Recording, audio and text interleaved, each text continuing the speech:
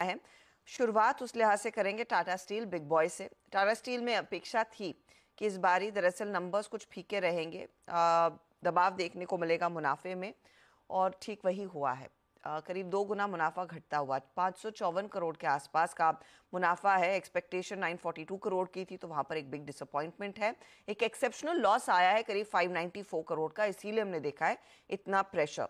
लेकिन आप देखिएगा रेवेन्यू करीब 7% घटकर आया, 58,687 करोड़, 58,170 करोड़ के आसपास का अनुमान था, थोड़े से बचे हैं यहाँ पर।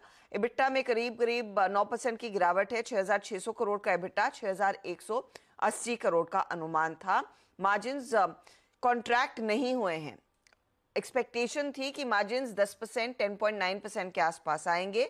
मार्जिन्स कंपनी ने स्टेडी रखे 11.3% पर वर्सेस 11.5%। तो ये नतीजे आज स्टॉक पर रिफ्लेक्ट होते हुए दिखाई देंगे।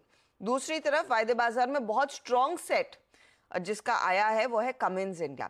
कमिंस के केस में नेट प्रॉफिट 76% बढ़कर आया, 561 करोड़, उम्मीद से कहीं बेहतर है।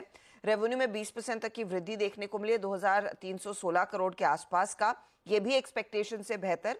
इबिट्टा 67% बढ़ा है, 544 करोड़, 386 करोड़ का अनुमान था बाय द वे, तो एक बड़ा बीट है। और मार्जिन्स एक्सपेक्टेशन थी कि हल्की सी बढ़त दिखाएंगे, 17.8% पर आने की अनुमान था, 23.5% का मार्जिन कंपनी ने पेश किया है। तो ये इनफैक्ट एक बड़ी हेडलाइन है आज की। कमिंस ने कितने बड़े नंबर्स पेश किए हैं। डोमेस्टिक बिजनेस में 28% का ग्रोथ है, हाउएवर एक्सपोर्ट सफर कर रहे हैं, वहां पर डिक्लाइन देखने को मिला है। और ग्लोबल अनसर्टेनिटीज के चलते कंपनी कह भी रही है कि शायद एक्सपोर्ट्स पर ड्रैग देखने को मिलेगा। लेकिन पब्लिक और प्राइवेट इन्वेस्टमेंट जो इंफ्रास्ट्रक्चर में बढ़ रहा है, ये ड्राइव करने वाला है आगे बिजनेस और प्रॉफिटेबिलिटी को, और साथ ही साथ ब्रॉडर इकोनॉमिक ग्रोथ दरअसल बिजनेस के लिए अच्छी है।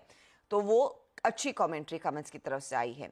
जीएमआर एयरपोर्ट के लिहाज से लॉस काफी कम हुआ है, 639 करोड़ का लॉस घटकर करीब 167 करोड़ के आसपास आ गया, क्योंकि ऑपरेटिंग मैट्रिक्स और इबिट्टा ग्रोथ देखने को मिली, उसका फायदा मिला। आप देखिएगा रेवेन्यू 29% बढ़ा है, इबिट्टा में 254 करोड़ का आंकड़ा बढ़कर 816 करोड़ पर आया, अच्छा परफॉर्मेंस है।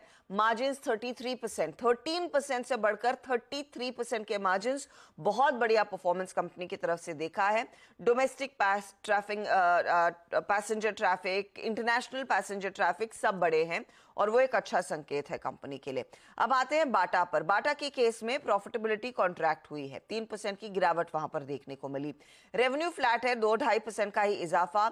इबिट्टा एब्सोल्युटली फ्लैट, और मार्जिन्स आप देखेंगे तो वो भी ट्रिम ही होते हुए दिखाई दिए हैं। तो एक और स्लगिश क्वार्टर बाटा के लिए, और कंपनी कह भी रही है कि डिमांड फीकी है, स्ट्रगल कर रहे हैं डिमांड को लेकर। हालांकि जो कैजुअल स्ट्रैटेजी उन्होंने अपनाई है वो काम कर रही है। स्नीकर कैटेगरी में पावर के बेसिस पर अच्छी खासी ग्रोथ देखने को मिली है।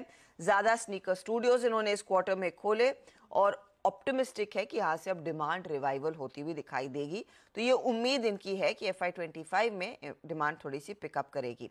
अच्छा, एक और स्टॉक आपको जो रेडार पर रखना है वो है केफिन टेक। आज ब्लॉक डील होगी। जनरल अटलांटिक यहां पर 4.4% स्टेक बेचता हुआ दिखाई देगा, और 4.4 से 6.8% डिपेंडिंग ऑन डिमांड वो उतनी स्टेक बेच सकते हैं। तो लगभग फ्लो प्राइस जो है कल की क्लोजिंग से करीब 4% के डिस्काउंट पर है, 712 रुपए प्रति शेयर। इस ब्लॉक के बाद करीब 60 दिनों का लॉक इन पीरियड रहेगा। 31% स्टेक वो होल्ड करेंगे इस स्टेक सेल के बाद भी। तो ये कुछ स्टॉक्स है जो आप फोकस में रखेंगे। आगे इनफैक्ट एक लंबी लिस्ट है नतीजों की, उस पर आगे 7:30 बजे 8 बजे डिटेल में बात करेंगे। लेकिन ये फिलहाल वो कोर नंबर्स है जिस पर आपने आज सुबह में ध्यान देना है। लेंगे एक ब्रेक के बाद आज के बड़े इवेंट्स, और साथ ही साथ कमोडिटी करेंसी से क्या क्यों है उस पर भी करेंगे बातचीत।